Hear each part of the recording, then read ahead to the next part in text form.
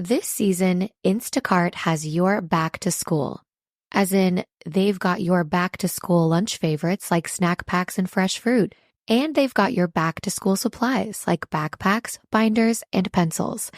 And they've got your back when your kid casually tells you they have a huge school project due tomorrow. Let's face it, we were all that kid. So first, call your parents to say I'm sorry, and then download the Instacart app to get delivery in as fast as 30 minutes all school year long. Get a $0 delivery fee with your first 3 orders while supplies last. Minimum $10 an order. Additional terms apply. We acknowledge the traditional owners of country throughout Australia and recognise their continuing connection to land, waters and culture. We pay our respects to their elders past, present and emerging.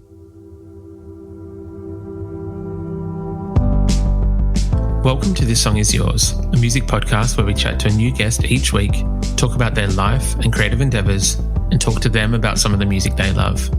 Our show works by chatting to our guests about music, but also getting them to make you a playlist of the songs they love. You can find the link to our playlists in the show notes. Welcome to episode 17.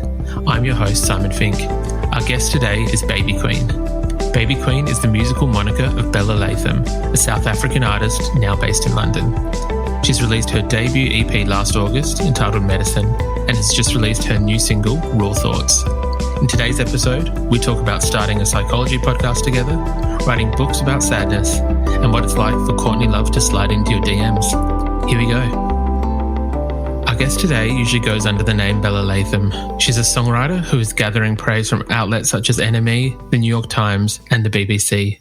Her new single, Raw Thoughts, is out now. Please welcome to This Song Is Yours, Baby Queen. Hi. Thank you so much for having me.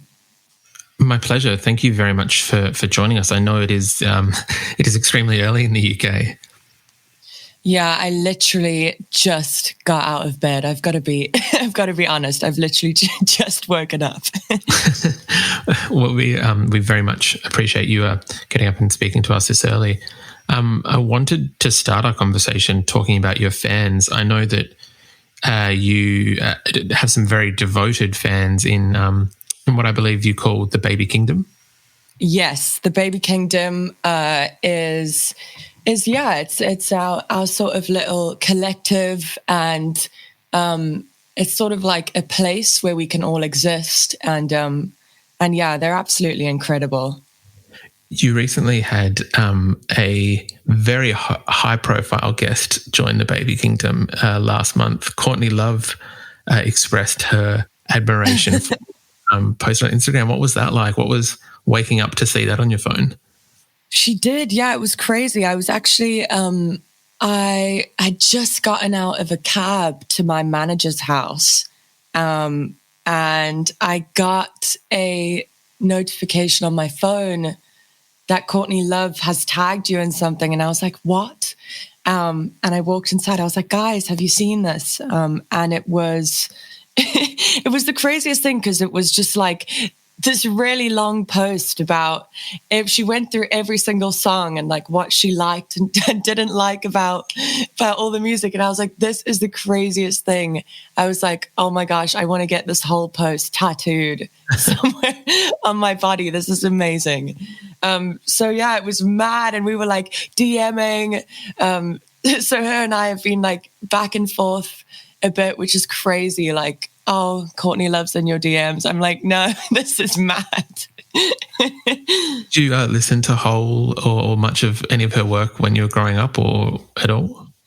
You know what? I actually didn't. My parents, like, so obviously I sent you a playlist last time. My parents were really into like soul and funk. So that's like what I sort of listened to growing up. But I actually rediscovered whole later on when I started working at a record store here in London. And I rediscovered their music, and I've always been obsessed with her as like a fashion, as like an icon of like, she's just incredible. I reference her all the time in music videos and photo shoots and stuff. And so it was mad. My uncle is a huge music fanatic, and he was like, what the hell? So yeah, mad. I imagine it must be very cool to have kind of such high profile guests. Kind of latching on and appreciating your music. Yeah. You have only been releasing music for the past 12 months or so, but I know you've been writing for a lot longer. The new single, Raw Thoughts, was originally written by you in 2018. So what's it like now, having written it around 3 years ago or so, but having the rest of the world catch up and listen to the song? It's definitely like a liberating feeling. I think in a sense, it feels as if you've come full circle from that place that you were in. And over the past few weeks, I've definitely had that sort of melancholic feeling towards that time of my life, and thinking about, where I was, what I was doing, what I was feeling, and just to see how far I've come since that low point is pretty phenomenal. It's quite crazy because that being the first song that I ever wrote for Baby Queen has now been our biggest release. And a lot of people that in the industry that we played it for before that, they were like, this is your best work. You've hit your peak. And I was like, no, I've hit my peak. I hit my peak like 3 years ago, and it's all downhill from there. So yeah, it was definitely like a force of nature sort of song that I don't think I'll ever, write something like that again, but we'll see. The song you wrote after, please correct me if I'm wrong, you wrote after a big night out and kind of coming down a little bit and putting those kind of obscure thoughts into a song. What drove you to put music to it? I guess a lot of people have weird thoughts when they are in that situation. What stood out to you to be like, let's put music to it? Well, I think it was like the first time that I'd gotten really, really, no, that's not true, but it was definitely the most messed up that I'd gotten since this breakup. I was actually sitting in this exact place that I'm sitting right now, on this table that my laptop is on right now, and I was sitting here, and it's crazy because now when I get really drunk, like when I'm super hungover, the last thing I want to do is write a song. Like I go straight to bed, order delivery. Do you know what I mean? But I think I don't know what it was. Like I just felt I felt like I had to make something good out of that experience, because I think I felt guilty to a certain degree for sending it so hard. And I felt bad, and I felt like a bad person, which I often had that like feeling of just being a bad person if I went out and got really messed up. But yeah, so I think I just it was almost like word vomit. I always describe it like that because those lyrics for the verse just came out. Like it's, I often spend hours and hours cracking away or like literally smashing my head against the wall trying to make a song, and this one just came out. So yeah, it was crazy. Was there much left in terms of like coming down or having a big night out? Thoughts in those moments can be quite prolific, and then in the next morning it's like a complete maze. In terms of what was the draft to the finished product, was most of the song kind of finished as it came out? No. So basically, I'll post it one day somewhere, but the demo that I made of this song is very different to what it ultimately ended up becoming. It's got this like really high arpeggiator sound that goes. It was not it was not what it is. I think my producer basically stepped in and sort of salvaged it from, where it was and what it was, which was kind of like a bit of a cacophony of sound. But yeah, it was definitely it's definitely been a long journey getting that song to a place where everyone was listening to it going, wow, this is really incredible. And it was actually only when the song came back from the process of being mixed that everyone sort of listened to that and was like, okay, we're going out with this song. This is the first song of 2021. How often do you find like that when you start a song or when you've completed a song for yourself that it changes in those processes from draft to recording to meeting with a producer? And I guess, from how many stages does it usually go? Yeah, so there's a huge process that obviously happens, and it's almost like sometimes you listen to a song, what a song has become, and you're like, I can't even charter that unknown land between what the song is and what the song was, because there's so much that happens. From me specifically, I am like a lyric fanatic, and so I will sit and rewrite and read over it, and I'll get up, listen to it, go on a walk, come back. It doesn't sound good enough. The lyric isn't strong enough. So I personally will rework a song very many times. And then I'll usually have a demo. And then it's taken into the studio to my producer, King Ed, who will then recreate all the sounds that I've created, because I'm not really a producer. In fact, I'm not a producer at all. I'm like a really for a long time I was just working on GarageBand, which comes for free on your MacBook, on like a USB plug-in gaming microphone. So yeah, I've started to get better, but I think there's just so much that happens. By the time a song comes back from being mixed and mastered, it's a totally different, I suppose the process of production, mixing and mastering really brings a song to life, So it's always a shock how much a song changes. You almost forget what the demo sounded like. Yeah.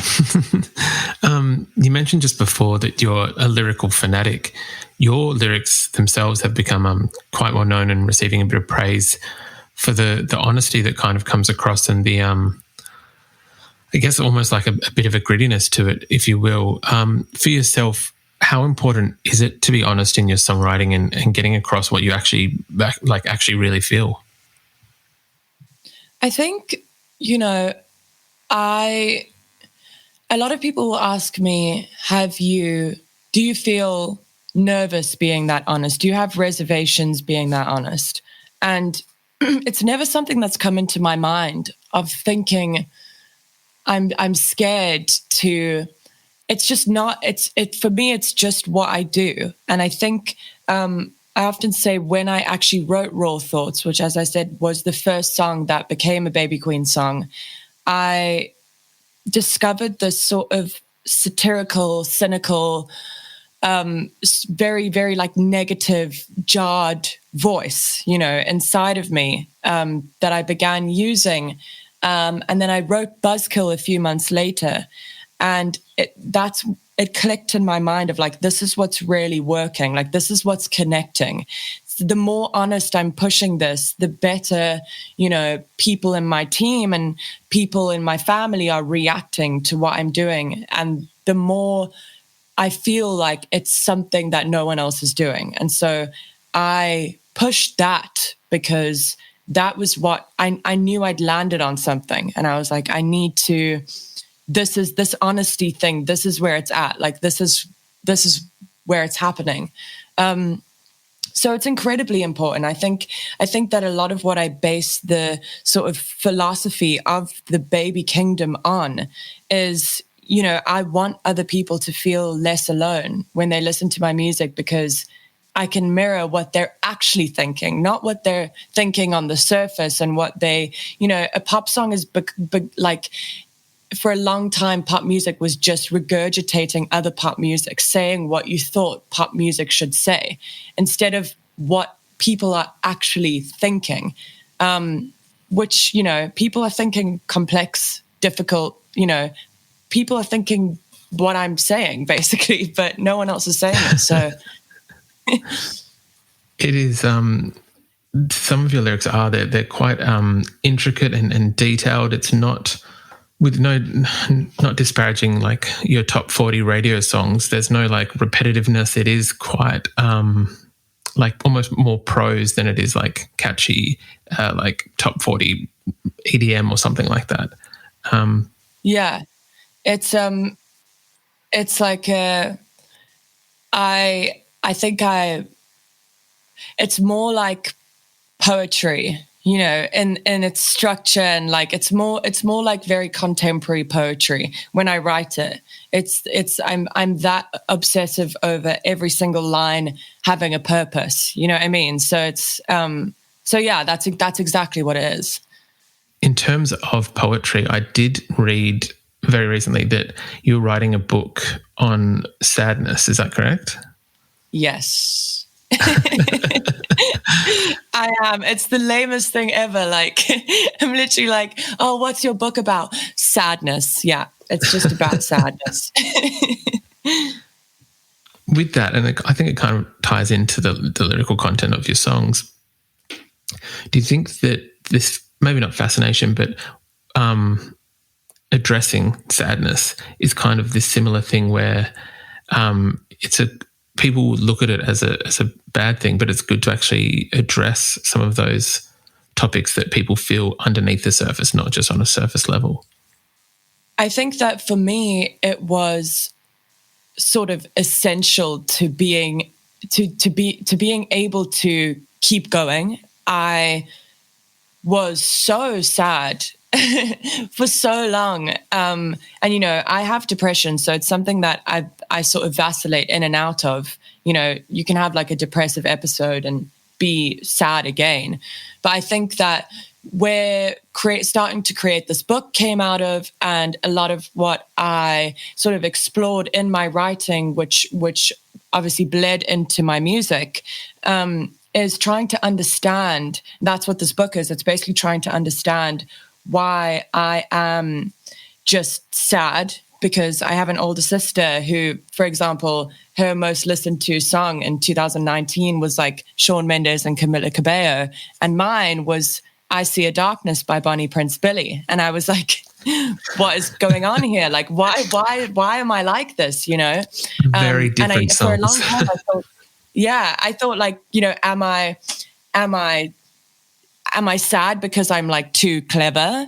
And then I was like wanting to tell myself that I was too clever, but it's not true. Like intelligence doesn't mean that you are sad. So, you know, anyway, it's so fascinating, reading into it and learning more about, you know, psychology. I find psychology fascinating. So I could go on forever, but I feel like this is not a psychology. We experienced just a minor bit of technical difficulties in today's podcast, with the rest of that answer being cut off. Bella and I were able to find out where the audio had stopped, and we started the conversation again.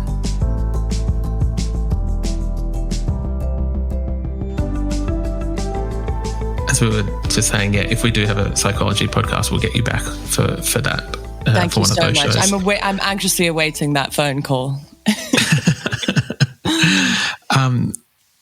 So for yourself, you've been writing songs for a while, but you were signed in 2020, which is a kind of a hell of a year to be signed to a label and start coming out as an artist. What did you find the experience like in terms of, I guess, from working on music for years, and, you know, it's always the dream to get signed, go on tour, do those kind of things. What was your experience like in 2020 when a lot of those were by Zoom and there's no touring? And I guess, what was that kind of like? It was... This season, Instacart has your back to school. As in, they've got your back to school lunch favorites like snack packs and fresh fruit. And they've got your back to school supplies like backpacks, binders, and pencils. And they've got your back when your kid casually tells you they have a huge school project due tomorrow. Let's face it, we were all that kid. So first, call your parents to say I'm sorry, and then download the Instacart app to get delivery in as fast as 30 minutes all school year long. Get a $0 delivery fee with your first 3 orders while supplies last. Minimum $10 an order. Additional terms apply. Hey, I'm Ryan Reynolds. Recently, I asked Mint Mobile's legal team if big wireless companies are allowed to raise prices due to inflation. They said yes. And then when I asked if raising prices technically violates those onerous 2-year contracts, they said, "What the f*** are you talking about, you insane Hollywood ass?" So to recap, we're cutting the price of Mint Unlimited from $30 a month to just $15 a month. Give it a try at mintmobile.com/switch. $45 upfront payment equivalent to $15 per month. New customers on first 3-month plan only. Taxes and fees extra. Speed slower above 40 gigabytes. See details. It was strange, but at the same time, it's the only experience that I've had of it. So it's not like I'd had something to compare it to, or like I'd been signed for a year before that, and then I had this new, this has been my experience. Like, my experience of being a signed musician has been being a signed musician in coronavirus times. I mean, like, I signed my record deal over Zoom with like 50 people. And the contract, I was like in my family's house at the kitchen table. So, you know, and then the first music video was shot in my flat. and, you know, the first time I actually came out of lockdown, we were shooting the second music video, and I came onto this massive set, and I had no idea what it was like to be signed to a major label. You know, I had no idea. Like, I had no idea that I would get to the set and they would be like, "Can I get you anything to drink? Like, do you want, like, Baby Queen wants a cigarette, baby?" And I was like, what is happening? This is insane. But yeah, I think it's definitely been, as I said, it's my only experience of it. So, I mean, it's horrible to say, but I had an amazing 2020. In the depth of all this horrible stuff that's happening in the world. It was pretty phenomenal. I think that what's going to be really strange is when lockdown finally ends and I actually have to play a gig. That's going to be weird because the show's going to be so big, because I would have played all these little shows leading up to that point, and suddenly I'm going to walk out on this like really big stage, and that's going to be really strange. We've found that a few acts that we've spoken to that have begun their journey in 2020. It is a thing where the usual, like, the rite of passage is that you play small clubs and work your way up. But for yourself, who's garnered so much attention, it's kind of, you get to skip that step and kind of play the bigger rooms and go on bigger tours. Is that along with that, and then some of the press you've been getting from publications like Radio 1, NME, New York Times, how do you feel about being able to kind of skyrocket so quickly? You know, I'm so impatient with the process that I sometimes feel like, although it is happening quickly, I just want it to happen quicker. So there's definitely, do you know what I mean? And like, there's definitely this feeling of, you know, it's quite surreal. Like, even just having this piece in Billboard magazine the other day, that was, you know, crazy, because it's stuff that I've read for ages, and suddenly I'm on that level. And I do think it has been, you know, a quick jump to that place. But at the same time, I'm like, why am I not on the cover of Billboard? Like, do you know what I mean? Like, I'm ready for my cover shot. So it's never really enough, you know, it's never really happening quick enough. I like that mindset, though, of that, in terms of you've always got those things to strive towards and pushing you until, you are on the cover of Billboard and NME and everything else. Yeah, exactly. It's this, I've got this really sort of obsessively ambitious mindset. And I'm actually writing a song at the moment for the record that's called Never Enough. And it's basically, the pre-chorus goes, I got everything I wanted, now I want more of it. It's never enough. It's never enough. Because it is never enough, man. It's never enough. Like, we're never satisfied as people. I think that, like, as soon as we get one thing that we want, we're like, cool. That feels normal to me. It no longer feels like this big dream because you've done every step in order to get that thing. And it just feels like the next obvious step. Yeah. We're back in psychology world now. How do I... I know we did. I wanted to talk about your virtual tour with Youngblood, because although not out on the road, you did get to play some shows with Dom. What was that like? And I know you also did have him on the Baby Queen show, but we'll come back to that in a second.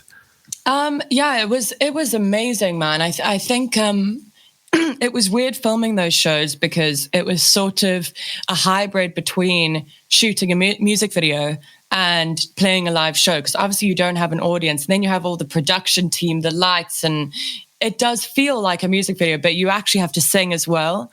It was incredible. I think that the feeling when those shows finally aired, and people were watching that, I actually felt like I'd just gotten off stage. I had that adrenaline rush. And it was like, I was in my family's kitchen and I was like, oh my gosh, like, I can't, like, I need to lie down on the floor. I was like in the fetal position on the floor because I just, like, I was like, I don't know what to do with all this energy. So it was a pretty phenomenal experience, actually. It's probably the only time that you'll be able to watch yourself on stage. When you're actually on stage, you know. Now, you did have Dom on the Baby Queen show on YouTube. I guess, was that born out of wanting to continue to create while in lockdown and being unable to to play shows? Yeah, I think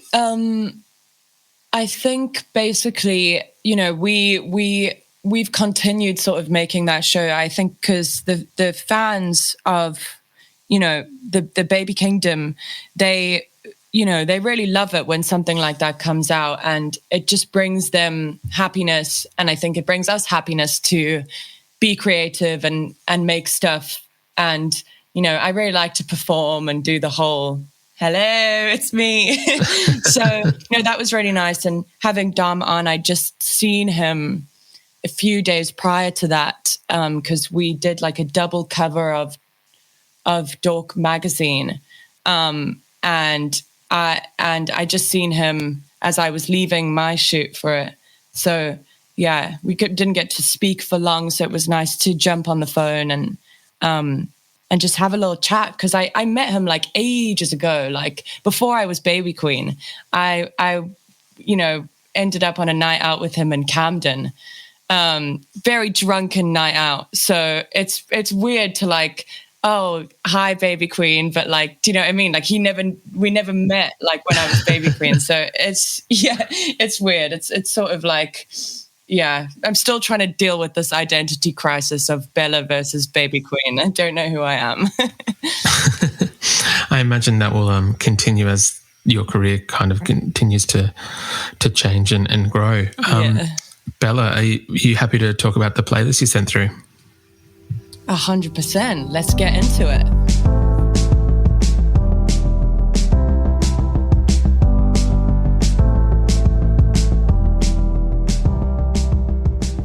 I was very impressed. It's quite an eclectic mix, and it kind of looks as though it might be a combination of both your parents' record collection and your record collection. Would I be right? Yeah, it's basically my dad's music and then what I sort of began to discover. It's very different as well. Like, you know, I sort of like was like, okay, I'm going to listen to something different. I'm going to listen to like more emotional. If you look at like everything that my dad listened to, it was very soul and funk and very sort of, you know, I don't know, like loads of freaking Sister Sledge and, blues and jazz. And there isn't much, although it's very emotive music, there isn't much like pain and yearning and all the sort of darker stuff, more emotional in the heart stuff. That I wasn't hearing that. And so I sort of went on a tangent, like, I'm going to listen to the most emo lyrics ever because you're not feeding it to me.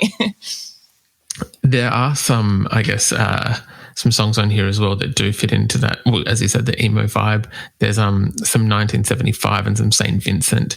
Do you think that, like, have you tried to take that music back to your parents or to your dad and then, like, tried to show him the balance, I guess? Yeah,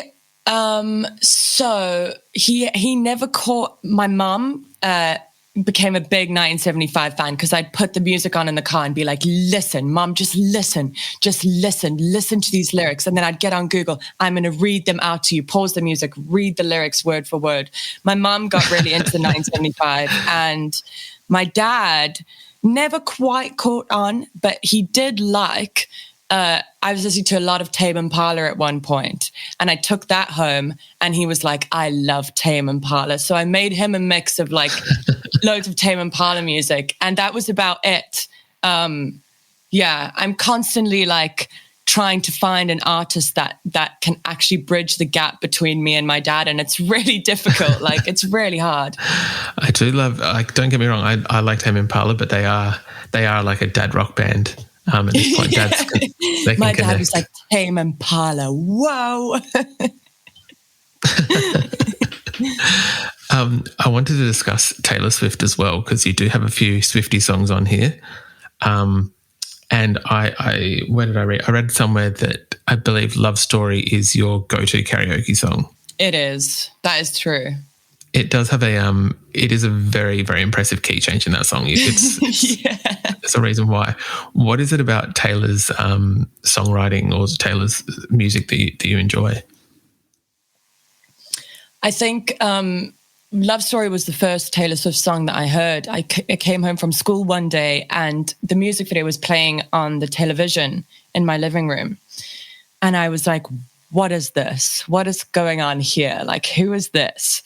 And she was sort of, 19 and, oh, sorry, someone's just texting me. She was 19 and singing the song. And I was like, this is interesting. And I very quickly got very obsessed with her because she was this young girl that was sitting in her bedroom writing songs on a guitar and all of a sudden playing in front of these massive crowds of people. And I looked at her and I thought, I can do this, And I think what it was with her lyric is that it was just,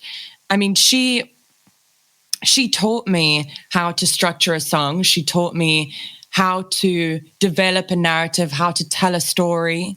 There's no one that can teach you how to write better than an artist that comes out of country music, because country music is, in the simplest form, the best storytelling in the world. 100% agreed. Yeah. And so, I just think it was the same thing as, like, I always say that I want to do with my music in a different way, in a different lane, because I fell off the wagon a little bit and I'm a bit darker, but a bit more of a darker person than Taylor Swift. But, she was saying things that I was thinking and feeling in my brain that I heard it and I was like, oh my God, that's how I feel. That is how I feel. And the things we write about are very different. She sings a lot about, love and mostly about love. And I sing mostly about wanting to not be alive. But, it's like very two different lanes. Yeah. Yeah. Bella, thank you so much for your time today. It has been absolutely lovely chatting with you. So thank you so much for being on the podcast. It's an absolute pleasure. Thank you so much. I literally feel like I could sit here and talk to you all afternoon, but I'll be back. I'll be back on the Psychology podcast. Let's go. That sounds fantastic. And that's our show. Thank you again to Baby Queen, aka Bella. Her latest single, Raw Thoughts, is out now. We've included a link to the Baby Queen show on YouTube, along with her Spotify, in today's show notes. We also want to give a quick shout out to Kaylie at Bossy Music for helping out with today's interview. You can find a link to our Spotify playlist in the show notes, where you'll be able to listen to all of Bella's picks. If you like this show, please subscribe wherever you get your pods and stay up to date when new episodes are released. We release new shows each Thursday morning, with guest playlists streaming on Spotify at the same time. You can follow the playlist profile on Spotify, and you can follow us on Instagram and Facebook. Until next week, cheers!